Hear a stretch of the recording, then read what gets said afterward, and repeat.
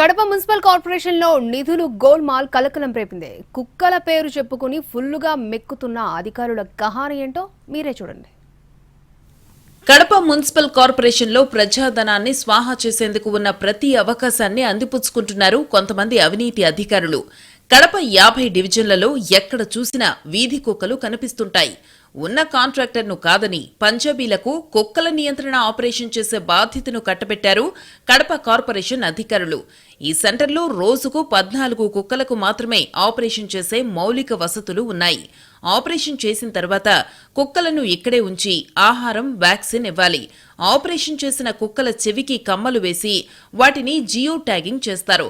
Geo tagging బాధ్యతను రాజస్థాన్కు చెందిన ఎన్జీఓకు అప్పగించారు. కడపలో 2023 అక్టోబర్ నుంచి 2024 ఫిబ్రవరి వరకు 729 కుక్కలకు సర్జరీ చేశారు. కానీ 2024 మార్చి 23 నుంచి ఏప్రిల్ 6వ తేదీ వరకు అంటే 13 రోజుల వ్యవధిలోనే ఏకంగా 673 కుక్కలకు సర్జరీ చేశారట. ఇందుకోసం సదరు సంస్థకు 6,74,900 రూపాయలను విడుదల చేశారు. 2024 ఏప్రిల్ 7 నుంచి ఏప్రిల్ 20 వరకు 600 కుక్కలకు ఆపరేషన్లు చేసినట్టు రికార్డుల్లో చూపించారు. ఇందుకోసం మరో 7,80,000 నిధులను ముట్టజెప్పారు అధికారులు. ఈ సెంటర్లో రోజుకు 14 కుక్కలకు మాత్రమే సర్జరీ చేసే సదుపాయాలుంటే రికార్డుల్లో మాత్రం 13 రోజుల్లో 673 కుక్కలకు ఆపరేషన్లు ఎలా చేశారని విస్తుపోయారు అధికారులు. ఒక్కో కుక్కకు సర్జరీ, వ్యాక్సిన్ కోసం ఎన్జీఓకు 1,300 రూపాయలు చెల్లిస్తున్నారు కడప కార్పొరేషన్ అధికారులు.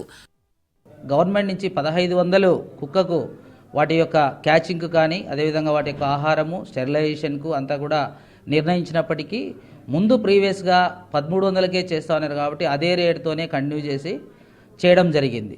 క్రమంగా కేసులు అనేది పెరగడం వల్ల టెండరింగ్ మళ్ళీ జీవన్ సంతుర్ వాళ్ళకే మనము ఇవ్వడం జరిగింది. అక్కడి నుంచి స్టేట్ నుంచి వచ్చిన ఆర్డర్స్ని ఇంప్లిమెంట్ చేస్తున్నాము.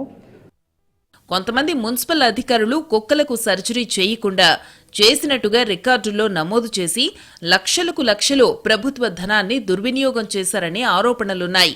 పార్టీలకు భారీగా ముడుపులందాయన్న ఆరోపణలు జోరుగా వినిపిస్తున్నాయి.